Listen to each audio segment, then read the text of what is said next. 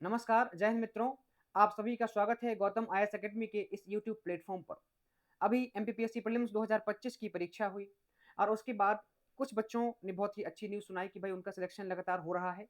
और लेकिन कुछ बच्चे हमें ऐसे भी मिले और सच बताएं तो एमपीपीएससी में या किसी भी एग्जाम में ऐसे बच्चों असफल बच्चों की मतलब इस प्रीलिम्स की परीक्षा में असफल बच्चों की संख्या ज़्यादा होती है। वो बच्चे हमसे ज़्यादा मिलते हैं, उन पर ध्यान देने की बहुत आवश्यकता होती है और उन्हीं को टारगेट करके ये वीडियो बनाया गया है। यानी जिन बच्चों के कम नंबर आए हैं, कुछ बच्चों ने तो शिकायत की कि सर पिछली बार से हमने बहुत ज़्यादा मेहनत इस बार करी थी, इसके बावजूद भी हमारे नंबर कम क्यों हुए? इसके पीछे का रीज़न क्या है? पिछली बार जो गलतियाँ आपने बताई थी कि इन गलतियों को नहीं दोहराना है, इसके बावजूद जब हमने उन गलतियों को सुधारा तो नंबर कम आए। ऐसा क्यों हुआ? वो जानना चाहते इसके कारण। तो जब मैंने देखा कि आखिर क्या गलतियाँ हो सकती हैं, उनको दोहराना मतलब अगली बार हम उनको ना दोहराएँ, उन गलतियों को एक बार पकड़ें और साथ ही कुछ थोड़ा-सा एक साइकोलॉजिकल कांसेप्ट भी समझने का प्रयास करेंगे कि आखिर में जो ग्रोथ फैक्टर है वो कैसे काम करता है। तो उसके पीछे की आप वजहें जानते हैं। वीडियो शुरू करते हैं। आप या आपके आस-पास ऐसे लोग हों जिन्होंने काफ़ी मेहनत करी लेकिन इस बात के बावजूद भी उनके एमपीपीएससी प्रीलिम्स में कम नंबर आए या उस बाउंड्री के थोड़ा-सा वो पीछे ही रह गए, इनका इस बार भी सिलेक्शन नहीं हो रहा है। फिर ऐसे में एक दिक्कत ये भी आती है कि क्या करें? अब तैयारी करना चाहिए कि नहीं करना चाहिए? इसके अलावा क्या मैं एमपीपीएससी के लिए बना हूँ, बनी हूँ या फिर कुछ और हमें देखना चाहिए? इस प्रकार के तमाम विचार आते हैं और नकारात्मकता जब आती है ना तो हर प्रकार से आती है। चलो तो शुरू करते हैं एमपीपीएससी प्रीलिम्स में नंबर कम आए, इसके पीछे के हम कारण जानने का प्रयास करते हैं। सबसे पहले तो मैं आपको एक शानदार कांसेप्ट समझाना चाहता हूँ। अभी मैं हाल ही में एक बहुत ही विद्वान व्यक्ति से मिलने गया, जिनसे मैं हमेशा गाइडेंस लेता हूँ, है ना? तो उनने मुझे जब उन्होंने प्रश्न पूछा कि आप ये बताइए कि ग्रोथ जो है वो किस प्रकार से होती है? यदि सब फैक्टर आपकी मेहनत को डिस्ट्रैक्शन नहीं है, उस सब चीज़ को कांस्टेंट मान लिया जाए, तो ग्रोथ कैसी होती है? तो मैंने बोला यदि हम सब फैक्टर को लगभग कांस्टेंट मान लें, तो हमारी ग्रोथ लगभग आप ये मान के चलें कि इस प्रकार से हमारी ग्रोथ होती है। तो उन्होंने बोला कि ठीक है, यदि मैं मान लेता हूँ कि हमारा ये जो फैक्टर है, एक हमारे पास ये जो फैक्टर है, मैंने बोला कि ठीक है, ये समय है, टाइम और या फिर मैंने इसको मान लिया कि ये मेहनत है। हम अपनी मेहनत लगातार बढ़ाते जा रहे हैं, समय भी हम अपना बढ़ाते जा रहे हैं। तो फिर हमारी तरक्की की यदि हम बात करें, तो हमारा जो ग्रोथ है या जो सिलेक्शन है वो कहाँ जाता है? तो मैंने बोला यदि टाइम और मेहनत आप दे रहे हैं, तो ग्रोथ या इस प्रकार से हमारी ग्रोथ होनी चाहिए। ये एक सामान्य हमारा कुल मिला के ये वो रेखा है जिसे हम बोलते हैं कि ये एक्सपेक्टेड है। ये एक्सपेक्टेड है, ठीक है ना? एक्सपेक्टेड है यानी इतना होना चाहिए। लेकिन उन्होंने बोला कि नहीं आप गलत कह रहे हैं। साइकोलॉजी का एक कांसेप्ट कहता है, मैंने बहुत ढूँढा, उसके बारे में रिसर्च किया तो मुझे एक बात जानकारी मिली कि ये शानदार कांसेप्ट समझ में आया कि उन्होंने क्या बताया, साइकोलॉजी की शानदार कांसेप्ट क्या है कि सारे फैक्टर को भी यदि आप कांस्टेंट कर देते हो, कुछ समय तक क्या होगा कि आपको ग्रोथ नज़र आती है। उसके बाद आप अचानक से एक प्रकार के अब यहाँ पर ये जो मैंने कर्व बनाया, इस कर्व को ज़रा ध्यान से समझने का प्रयास करेंगे। ये एक्चुअल कर्व है जो लगभग हर एक व्यक्ति को फेस करना ही पड़ता है और इसी प्रकार से एमपीपीएससी या सिविल सर्विसेज या हर प्रकार के विद्यार्थियों के साथ ये होता है और हम इसे समझ नहीं पाते। कुछ लोग यहाँ पर आके अपनी हिम्मत तोड़ के उसको क्विट कर देते हैं, छोड़ देते हैं, गिव अप कर देते हैं। इसको ज़रा ध्यान समझना, हमने जो सोचा था कि तरक्की हमारी ऐसी होनी चाहिए मेहनत के साथ, हमारा मेहनत बढ़ती जा रही है, समय बढ़ता जा रहा है, तो हमारी तरक्की इस प्रकार से होनी चाहिए। लेकिन देखो ध्यान से, हुआ यहाँ पर क्या है, यहाँ पर क्या हो रहा है ज़रा ध्यान से समझना, नहीं तो कन्फ्यूज़ ना हो जाओ। हमने कुछ समय तक तो हमें अपनी तरक्की दिखी कहाँ तक, यहाँ तक। इसके बावजूद फॉर एग्ज़ाम्पल आपने प्रीलिम्स का पहला अटेम्प्ट दिया, आपके अच्छे नंबर आए थे। अब आप आगे आपने बोला सर हमारा समय भी बढ़ा, हमारी मेहनत भी बढ़ी, इसके बावजूद हम यहाँ पर कैसे आ गए? आपका आना लाज़मी था। कई सारी चीज़ें साथ में काम करती हैं, परिस्थितियाँ अलग एक जैसी नहीं रहती। अब आप जब यहाँ पर आ गए, तो एग्ज़ाम की टफ़ होने का भी फैक्टर सामने आता है। हमारी भी कई कंडीशन सामने आती हैं। तो जब आप यहाँ पर आ गए, तो आपको एक बात समझ में आई कि सर हमने मेहनत भी करी, हमारा समय भी बढ़ा, फिर भी हम यहाँ पर फ़ेल क्यों हैं?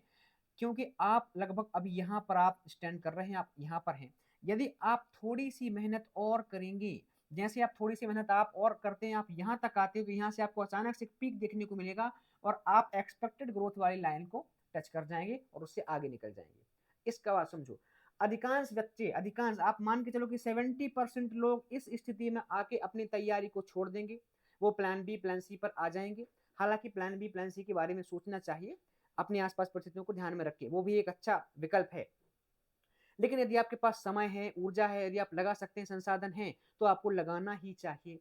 तो इसके बाद आप देखो, आप थोड़ी मेहनत और कर दोगे, 1 साल यदि आपने तरीके से और दे दिया, तो ये जो एरिया है ना, इस एरिया जो है ना, साइकोलॉजिस्ट कहते हैं कि ये जो एरिया है, इस एरिया को क्रॉस करना बहुत ज़रूरी होता है। अधिकांश लोग सफलता की दुनिया में इस एरिया को क्रॉस नहीं कर पाते।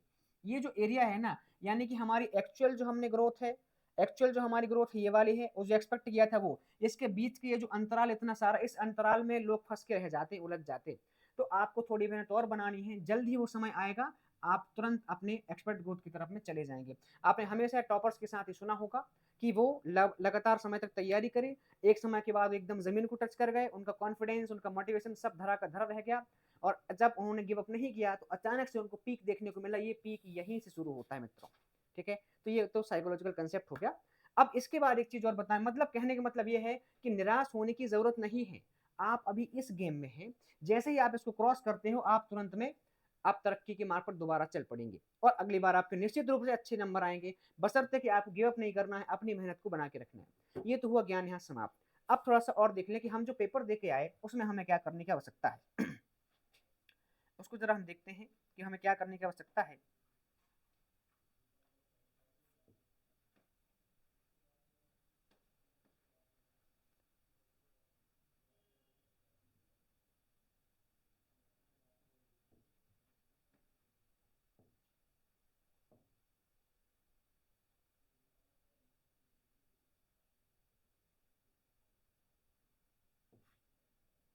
ठीक है, तब तक आप जो है मुझे कमेंट बॉक्स में एक बात बताएं कि आप जो है लगभग कहाँ पर स्टैंड कर रहे हैं। कितने क्या नंबर्स आपके आ रहे हैं। चलो शुरू करते हैं।